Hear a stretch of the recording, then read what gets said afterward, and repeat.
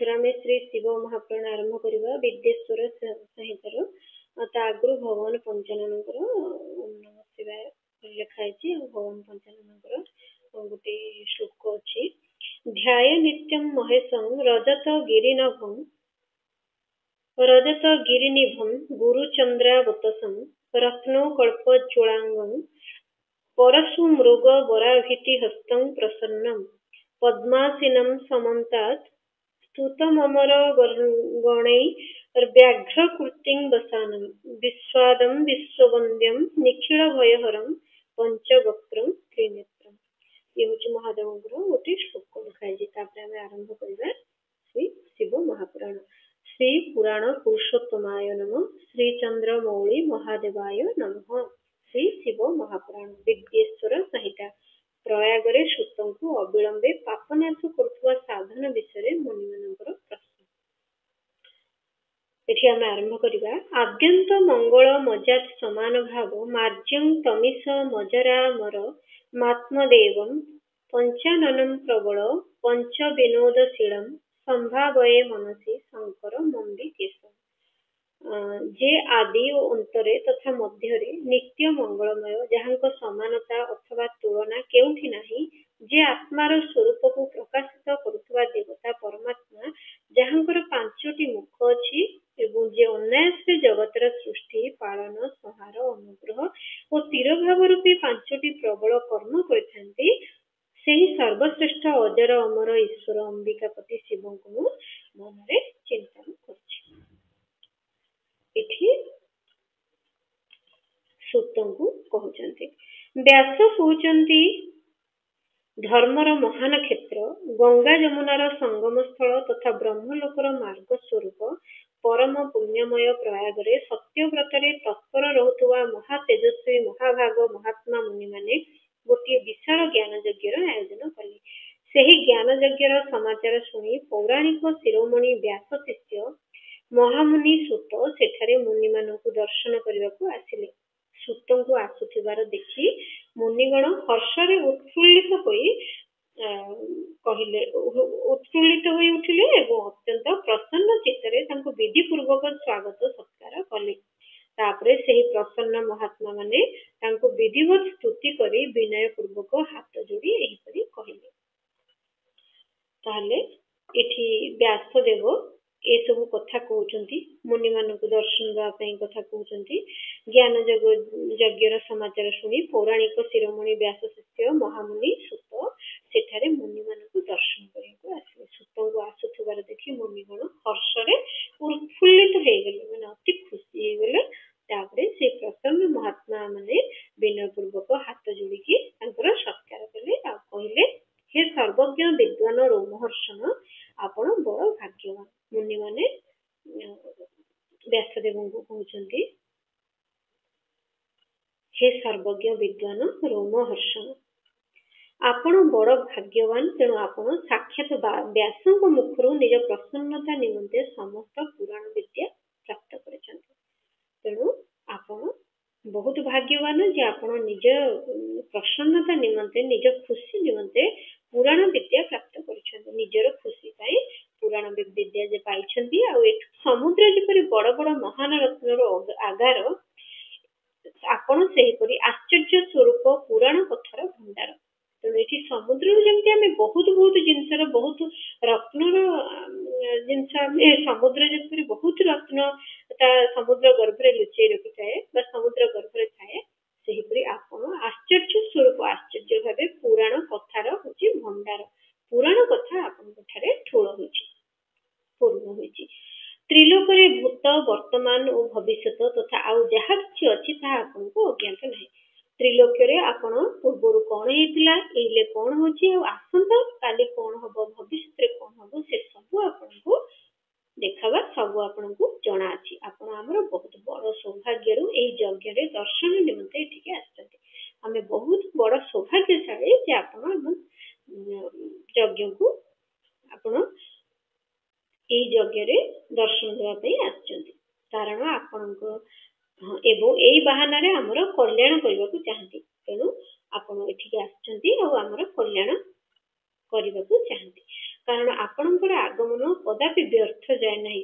ଏଠି ମୁନି ମାନେ କଣ କହୁଛନ୍ତି ବ୍ୟାସଙ୍କୁ କହୁଛନ୍ତି ଯେ ଆପଣଙ୍କର ଆଗମନ, ଆପଣ ଯୋଉଠି ଆସନ୍ତି, ଯେଉଁଠିକି ଆସନ୍ତି, ତାଙ୍କର ଆଗମନ କଦାପି ବ୍ୟର୍ଥ ହୁଏ ନାହିଁ, କେବେ ଖାଲି ଯାଏ ନାହିଁ। ଆମେ ପୂର୍ବରୁ ମଧ୍ୟ ଆପଣଙ୍କ ଠାରୁ ଶୁଭାଶୁଭ ତତ୍ତ୍ୱର ପୂର୍ଣ୍ଣ ବର୍ଣ୍ଣନା ଶୁଣିଛୁ।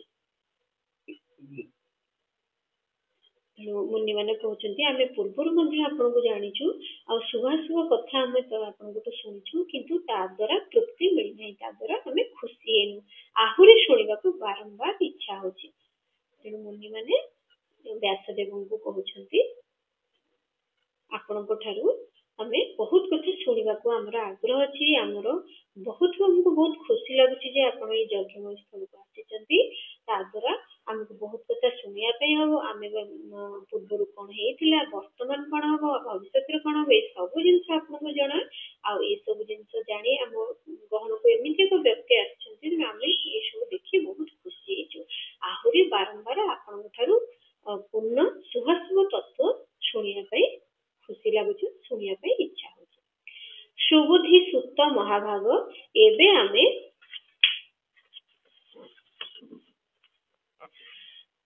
ଗୋଟିଏ କଥା ଶୁଣିବାକୁ ଚାହୁଁଛୁ। ଯଦି ଆପଣଙ୍କର ଆମ ପ୍ରତି ଅନୁଗ୍ରହ ଅଛି, ତେବେ ଗୋପନୀୟ ହୋଇଥିଲେ ମଧ୍ୟ ଆପଣ ସେହି ବିଷୟ ବର୍ଣ୍ଣନା କରନ୍ତୁ। ସେ ସୁତ ମହାଭାଗକୁ କଣ କହୁଛନ୍ତି? ସୁତ ମହାଭାଗକୁ ମୁନି ମାନେ କଣ କହୁଛନ୍ତି? ଆମେ ଆପଣଙ୍କ ପ୍ରତି, ଯଦି ଆପଣଙ୍କର ଆମ ପ୍ରତି ଅନୁଗ୍ରହ, ଯଦି ଆପଣ ଆମକୁ ଭଲ ପାଆନ୍ତି, ତାହେଲେ ଯଦି ଦୟା କରନ୍ତି, ତେବେ କୌଣସି ଗୋପନୀୟ କଥା ଯଦି ପୁରାଣ ଶାସ୍ତ୍ରରେ ଅଛି, ତାହେଲେ ମଧ୍ୟ ଆପଣ ଆମ ପାଖରେ ସେ ଜିନିଷ ବର୍ଣ୍ଣନା କରନ୍ତୁ। ଘୋର କଳିଯୁଗ ଆସିଲେ ମନୁଷ୍ୟ ପୁଣ୍ୟ କର୍ମରୁ ଦୂରେଇ ରହିବେ, ଦୁରାଚାରରେ ଲିପ୍ତ ହୋଇଯିବେ, ସତ୍ୟ ଭାଷଣରୁ ବିମୁଖ ହେଇଯିବେ। ଯେତେବେଳେ ଘୋର କଳିଯୁଗ ଆସିବ, ସେତେବେଳେ ମନୁଷ୍ୟ ପୁଣ୍ୟ କର୍ମ ଯାହା ଥିବ ସେଠୁ ଦୂରେଇ ଯିବ, ଦୁରାଚାରରେ ଲିପ୍ତ ହବ, ଖରାପ ଆଚାରରେ ପଡିବ, ସତ୍ୟ ଭାଷଣରୁ ବିମୁଖ ହେଇଯିବ, ସତ୍ୟ କଥାରୁ ସେ ସତ୍ୟ ଭାଷଣରୁ ବିମୁଖ ହେଇଯିବ ବା ସତ୍ୟ କଥା କହିବା ପାଇଁ ଭଲ ପାଇବନି, ଅନ୍ୟର ନିନ୍ଦାରେ ରତ ହେବ, ଅନ୍ୟକୁ ସବୁବେଳେ ନିନ୍ଦା କରିବ, ପରଧନ ହରି ନେବାକୁ ଇଚ୍ଛା କରିବ, ସେମାନଙ୍କ ମନ ପର ନାରୀ ପ୍ରତି ଆସକ୍ତ ରହିବ ଏବଂ ସେମାନେ ଅନ୍ୟମାନଙ୍କ ପ୍ରତି ହିଂସା କରିବେ। ତେଣୁ କଳି ଯୁଗ ଆସିଲେ ଏଇ ସବୁ କାର୍ଯ୍ୟ ହବ। କଣ ହବ? ଦୁରାଚାରରେ ସମସ୍ତେ ଲିପ୍ତ ରହିବେ, ଅନ୍ୟର ନିନ୍ଦା କରିବେ, ସତ୍ୟ ଭାଷଣଠୁ ବିମୁଖ ରହିବେ, ଆଉ ପର ନାରୀ ପ୍ରତି ଆସକ୍ତ ହେବେ, ପର ଧନ ହରି ନେବାକୁ ଇଚ୍ଛା କରିବେ, ଅନ୍ୟମାନଙ୍କ ପ୍ରତି ହିଂସା କରିବେ। ଏସବୁ ଜିନିଷ ସେମାନଙ୍କ ମନରେ ରହିବ। ଆଉ ନିଜ ଶରୀରକୁ ହିଁ ଆତ୍ମା ମଣିବେ, ନିଜ ଶରୀର ଯିଏ, ସିଏ ତାକୁ ହିଁ ଆତ୍ମା ମଣିବେ। ସେମାନେ ମୂଢ, ନାସ୍ତିକ ଏବଂ ପଶୁ ବୁଦ୍ଧି ହେବେ ଏବଂ ପିତାମାତାଙ୍କ ପ୍ରତି ଦ୍ୱେଷ କରିବେ। ସେମାନେ ମୂଢ ଅର୍ଥ ମୂର୍ଖ, ନାସ୍ତିକ ଅର୍ଥ ଯିଏ ଠାକୁରଙ୍କର କାର୍ଯ୍ୟ, ଭଗବାନଙ୍କୁ ବିଶ୍ୱାସ କରନ୍ତିନି, ସେ ହଉଛି ନାସ୍ତିକ, ଏବଂ ପଶୁ ବୁଦ୍ଧି ହେବେ, ପଶୁ ମାନଙ୍କର ଯୋଉ ବୁଦ୍ଧି ସେଇମାନଙ୍କ ଭଳି ସେମାନେ ହେବେ। ଆଉ ପିତାମାତାଙ୍କ ପ୍ରତି ଦ୍ୱେଷ କରିବେ, ନିଜ ପିତାମାତାଙ୍କୁ ରାଗ କ୍ରୋଧ କରିବେ। ବ୍ରାହ୍ମଣ ଲୋଭ ରୂପୀ କୁମ୍ଭୀରର ଗ୍ରାସ ହୋଇଯିବେ। ଅର୍ଥାତ ବ୍ରାହ୍ମଣ ଏକ ଲୋଭ ରୂପୀ କୁମ୍ଭୀର ଯେମିତି ସବୁବେଳେ ଲୋଭ କରେ, ସେଇଭଳି ବ୍ରାହ୍ମଣକୁ ଲୋଭ ରୂପୀ କୁମ୍ଭୀରର ଗ୍ରାସ କରିଯିବେ ବା ବ୍ରାହ୍ମଣ ଲୋଭୀ ହେଇଯିବେ। ସେମାନେ ବେଦ ବିକି ପେଟ ପୋଷିବେ, ଧନ ଉପାର୍ଜନ ନିମନ୍ତେ ବିଦ୍ୟା ଅଭ୍ୟାସ କରିବେ ଏବଂ ମଦରେ ମୋହିତ ହୋଇ ରହିବେ। ସେମାନେ କଣ କରିବେ? ବେଦ ବିକିକି ପେଟ ପୋଷିବେ। ସେମାନଙ୍କର କୌଳିକ ବୃତ୍ତି ଯୋଉଟା ବେଦ ବ୍ରାହ୍ମଣ ମାନଙ୍କର, ସେଇ ବେଦକୁ ସେମାନେ ବିକିଦେବେ, ବିକିକି ପେଟ ପୋଷିବେ, ଆଉ ଧନ ଉପାର୍ଜନ ନିମନ୍ତେ ବିଦ୍ୟା ଅଭ୍ୟାସ କରିବେ ଏବଂ ମଦରେ ମୋହିତ ହୋଇ ରହିବେ। ମଦ ସବୁବେଳେ ସେମାନଙ୍କର ଦରକାର ହବ, ସବୁବେଳେ ମଦ ପିଇବେ। ସେମାନେ ନିଜ ଜାତିର କର୍ମ ଛାଡ଼ିଦେବେ, ପ୍ରାୟ ଅନ୍ୟମାନଙ୍କୁ ଠକିବେ। ତ୍ରିକାଳ ସନ୍ଧ୍ୟା ଉପାସନାରୁ ଦୂରରେ ରହିବେ। ତ୍ରିକାଳରେ ଯୋଉ ସନ୍ଧ୍ୟା ଉପାସନା ହୁଏ ସେଠାରୁ ଦୂରରେ ରହିବେ ଏବଂ ବ୍ରହ୍ମ ଜ୍ଞାନ ବିରହିତ ହେବେ, ବ୍ରହ୍ମ ଜ୍ଞାନରୁ ବିରତ ରହିବେ। ସମସ୍ତ କ୍ଷତ୍ରିୟ ମଧ୍ୟ ସ୍ୱଧର୍ମ ତ୍ୟାଗ କରିବେ। ସମସ୍ତ କ୍ଷତ୍ରିୟ ମାନେ ଯୋଉମାନେ ଅଛନ୍ତି, ସେ ନିଜର ଧର୍ମ ପରିତ୍ୟାଗ କରିବେ, ଛାଡ଼ିବେ। ସେମାନେ କୁସଙ୍ଗୀ, ପାପୀ ଏବଂ ବ୍ୟଭିଚାରୀ ହେବେ। ସେମାନେ ଖରାପ ସଙ୍ଗରେ ପଡ଼ିବେ, ପାପ କରିବେ ଆଉ ବ୍ୟଭିଚାରୀ ହେବେ, ଖରାପ କାର୍ଯ୍ୟ କରିବେ। ସେମାନଙ୍କ ଠାରେ ଶୌର୍ଯ୍ୟ ରହିବ ନାହିଁ। ସେମାନଙ୍କ ଠାରେ ଯୋଉ ଶୌର୍ଯ୍ୟ ରହେ, ଆଭା ରହେ, ସେମାନଙ୍କ ଠାରେ ସେ ଶୌର୍ଯ୍ୟର ଆଭାର ଅଭାବ ରହିବ। ସେମାନେ କୁଶ୍ଚିତ ଚୌର୍ଯ୍ୟ କର୍ମରେ ଜୀବିକା ଅର୍ଜନ କରିବେ। ଚୌର୍ଯ୍ୟ କର୍ମ ଅର୍ଥାତ୍ ଏଠି ଚୌର୍ଯ୍ୟ କର୍ମର ଜୀବିକା ଅର୍ଜନ କରିବେ, ଏଇଟା ମୁଁ ବି ବୁଝିପାରୁନି। କୁଶ୍ଚିତ ଚୌର୍ଯ୍ୟ କର୍ମ ଏଇଟା ମତେ ଟିକେ ଆପଣ ମାନେ ଯଦି କି ମୋ ମଉସା ମାଉସୀ ମୋର ଗୁରୁଜନ କିଏ ଦେଖୁଛନ୍ତି ତାହେଲେ ମତେ ଏଇ ଅର୍ଥର ଟିକେ କମେଣ୍ଟରେ ଜଣେଇବେ ଯେ ଅର୍ଥର ୟାର ଅର୍ଥ କଣ, ଚୌର୍ଯ୍ୟ କର୍ମର ଅର୍ଥ କଣ। ଶୂଦ୍ର ପରି ବ୍ୟବହାର କରିବେ, ସେମାନଙ୍କ ଚିତ୍ତ କାମର କିଙ୍କର ହୋଇ ରହିବ। ସେମାନେ ଶୂଦ୍ର ଭଳି ବ୍ୟବହାର କରିବେ, ଶୂଦ୍ର ପରି ଆଚରଣ କରିବେ, ଆଉ ସେମାନଙ୍କର ଚିତ୍ତ ଅର୍ଥାତ୍ ମସ୍ତିଷ୍କ ମନ କାମର କିଙ୍କର ହୋଇ ରହିବ। ସବୁବେଳେ ଖରାପ କାର୍ଯ୍ୟ ଆଉ ମନରେ କାମ ଭାବନା ଉତ୍ତେଜକ କରି ରଖିବ। ବୈଶ୍ୟ ସଂସ୍କାର ଭ୍ରଷ୍ଟ ସ୍ୱଧର୍ମ ତ୍ୟାଗୀ କୁମାର୍ଗଗାମୀ ଧନ ଉପାର୍ଜନ ପରାୟଣ ହେବେ। ବୈଶ୍ୟ ମାନେ କଣ କରିବେ, ସଂସ୍କାର ଭ୍ରଷ୍ଟ ହେବେ। ସ୍ୱଧର୍ମ ତ୍ୟାଗୀ, ବୈଶ୍ୟ ଅର୍ଥ ଯୋଉମାନେ ବ୍ୟବସାୟ କରନ୍ତି, ସେମାନେ ସଂସ୍କାରରେ ଭ୍ରଷ୍ଟ ହେବେ, ସ୍ୱଧର୍ମକୁ ତ୍ୟାଗ କରିବେ, ନିଜର ଧର୍ମ ତ୍ୟାଗ କରିବେ, କୁମାର୍ଗଗାମୀ ହେବେ, ଖରାପ କର୍ମର ଖରାପ ରାସ୍ତାରେ ଯିବେ, ଧନ ଉପାର୍ଜନ ପରାୟଣ ହେବେ, ସବୁବେଳେ ଧନ ଉପାର୍ଜନ କରିବା ପାଇଁ ଲାଗି ପଡିବେ ଏବଂ ମାପ ତଉଲରେ ନିଜର କୁଶ୍ଚିତ ବୃତ୍ତିର ପରିଚୟ ଦେବେ। ନିଜେ ମାପି ଚୁପିକିରି ନିଜର କୁଶ୍ଚିତ ବୃତ୍ତି, ନିଜର ଯାହା ବି ବୃତ୍ତି ସେମାନେ କରୁଛନ୍ତି, ଯାହା ବି କାର୍ଯ୍ୟ କରୁଛନ୍ତି ତାର ପରିଚୟ ଦେବେ ମାପି ଚୁପିକିରି। ଶୂଦ୍ର ମାନେ ବ୍ରାହ୍ମଣଙ୍କ ଆଚାର ପ୍ରଦର୍ଶନରେ ତତ୍ପର ହେବେ।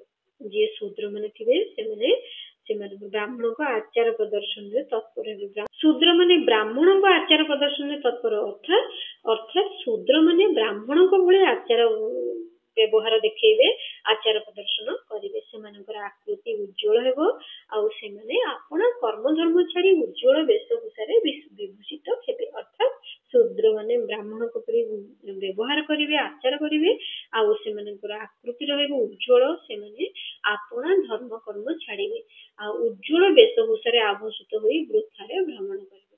ସବୁବେଳେ ଉଚ୍ଚ ଚିନ୍ତା ରଖିବେ, ସବୁବେଳେ ନିଜର କର୍ମ ଧର୍ମ ଛାଡି ନିଜ କେମିତି ସୁନ୍ଦର ଦେଖାଯିବ, ନିଜ ବେଶଭୂଷା କିପରି ମାର୍ଜିତ ରହିବ, ବେଶଭୂଷାରେ ବିଭୂଷିତ ହୋଇ ବୃଥାରେ ଭ୍ରମଣ କରିବେ, ଖାଲିଟାରେ ବୁଲିବେ।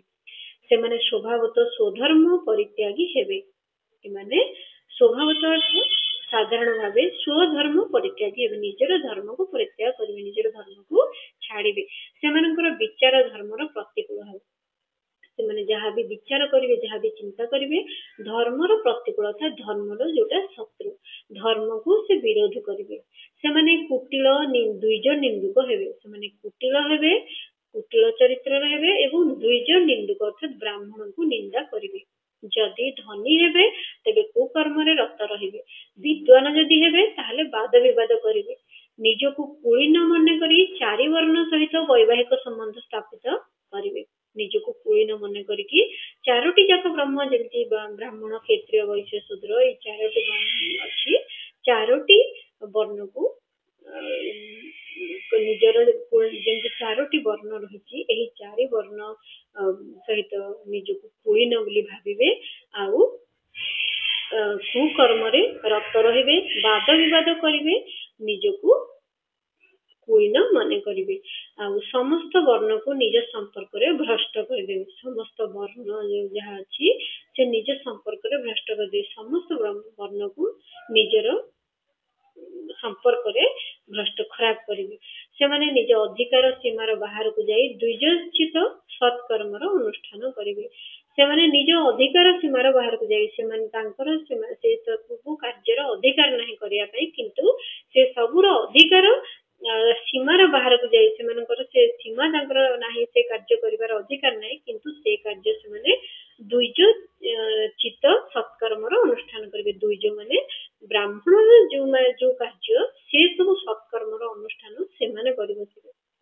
କଳି ଯୁଗର ନାରୀ ମାନେ ପ୍ରାୟ ସଦାଚାରରୁ ଭ୍ରଷ୍ଟ ହେବେ। କଳି ଯୁଗରେ ଯେତେକ ନାରୀ ମାନେ ଥିବେ ସେମାନେ ଖରାପ ବ୍ୟବହାର କରିବେ ଏବଂ ସ୍ୱାମୀକୁ ଅପମାନିତ କରିବେ। ଶାଶୁ ଶ୍ୱଶୁରଙ୍କ ପ୍ରତି ଦ୍ରୋହ କରିବେ, ଶାଶୁ ଶ୍ୱଶୁରଙ୍କୁ ବିଦ୍ରୋହ କରିବେ, ଶାଶୁ ଶ୍ୱଶୁରଙ୍କୁ ମାନିବେନି, କାହାକୁ ଭୟ କରିବେ ନାହିଁ।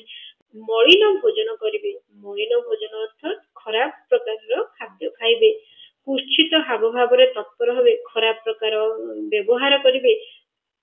ସେମାନଙ୍କର ଶାଳୀନତା ଓ ସ୍ୱଭାବ ବହୁତ ଖରାପ ରହିବ। ସେମାନଙ୍କର ବ୍ୟବହାର ବହୁତ ଖରାପ ରହିବ।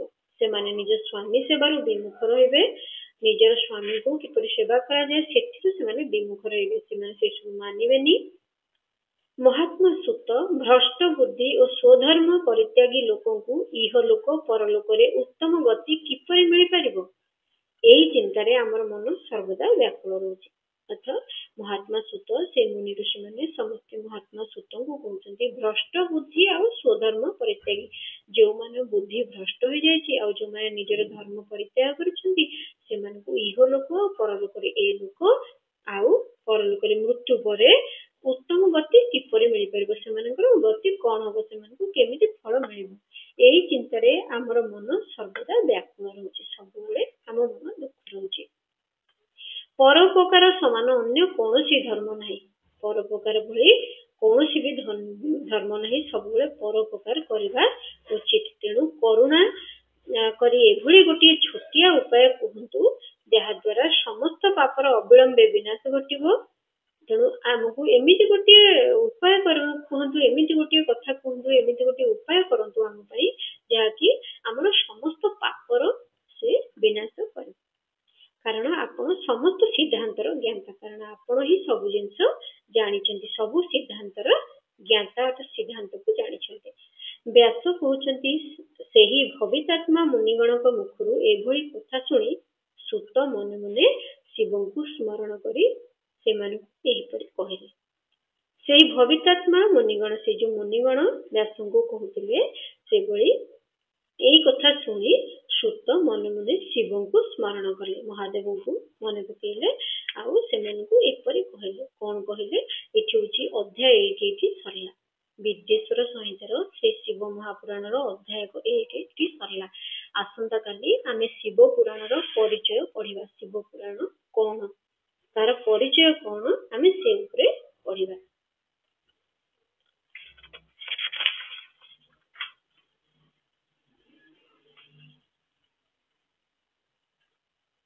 ତେଣୁ ଇଏ ରହିଲା ଆମର ଆଜିର ଅଧ୍ୟାୟ।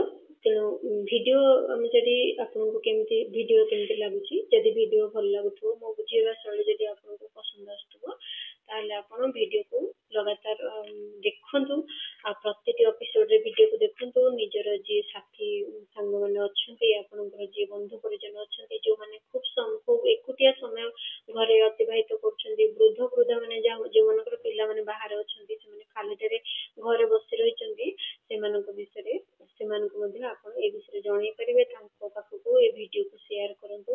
ତାଙ୍କୁ ଏ ଭିଡିଓ ଯଦି ସେମାନେ ମୋବାଇଲରେ ଦେଖି ପାରୁନାହାନ୍ତି, ଜାଣି ପାରୁନାହାନ୍ତି, ତାହେଲେ ତାଙ୍କ ପାଖକୁ ଏ ମୋବାଇଲ ଭିଡିଓ ଲଗେଇ ଦେଇକି ତାଙ୍କ କାନ ପାଖେ ରଖନ୍ତୁ, ସେମାନେ ଶୁଣିବେ। ବହୁତ ଭଲ ଭିଡିଓ, ଶିବ ମହାପୁରାଣର କଥା ବହୁତ କମ ଲୋକଙ୍କୁ ଜଣା ଏ ବିଷୟରେ, ଯାହାକି ଯେତିକି ମୁଁ ଅନୁମାନ କରିଛି ୟୁଟ୍ୟୁବରେ ଶିବ ମହାପୁରାଣ ଏମିତି ଭାବେ ପଢିକି ବୁଝେଇବା ବହୁତ କମ, କିମ୍ବା ମୁଁ ସେଟା ଜାଣିନି କହିପାରିବିନି, କିନ୍ତୁ ଏ ଭିଡିଓ ଏ ଯୋଉ ମହାପୁରାଣ ପଢିବା ଦ୍ୱାରା ବହୁତ ବଡ ବଡ କାର୍ଯ୍ୟ ଆପଣଙ୍କର ସଫଳ ହବ, ବହୁତ ବଡ ବଡ ଦୁଃଖ ଆପଣଙ୍କର ଦୂର ହବ। ଆଉ ଯୋଉମାନେ ବୃଦ୍ଧ ବୃଦ୍ଧା ଅଛନ୍ତି, ବହୁତ କଷ୍ଟ ପାଉଛନ୍ତି, ସେମାନେ ନିଜ ଜୀବନରେ ମୋକ୍ଷ ପାଇବେ ଆଉ ସେମାନେ ଏସବୁ ଜିନିଷ ପଢିବା ଦ୍ୱାରା ବହୁତ କିଛି ଜାଣିପାରିବେ। ଆମର ପର ପିଢି ମାନେ ଯୋଉମାନେ ଅଛନ୍ତି, ସେମାନଙ୍କୁ ମଧ୍ୟ ଆମର ହିନ୍ଦୁ ଧର୍ମରେ, ଆମର ସନାତନ ଧର୍ମରେ କଣ କଣ ସବୁ ଶାସ୍ତ୍ର ଅଛି, ପୁରାଣ ଅଛି, ସେମାନଙ୍କୁ ମଧ୍ୟ ଏ ବିଷୟ ପ୍ରତି ଜଣା ପଡିବ।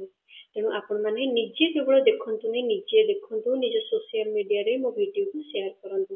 ଆପଣମାନେ କିଛି ପୁଣ୍ୟ ପାଆନ୍ତୁ ଆଉ ଅନ୍ୟମାନଙ୍କୁ ସେ ପୁଣ୍ୟର ଭାଗୀ ହେବା ପାଇଁ ମଧ୍ୟ ଦିଅନ୍ତୁ।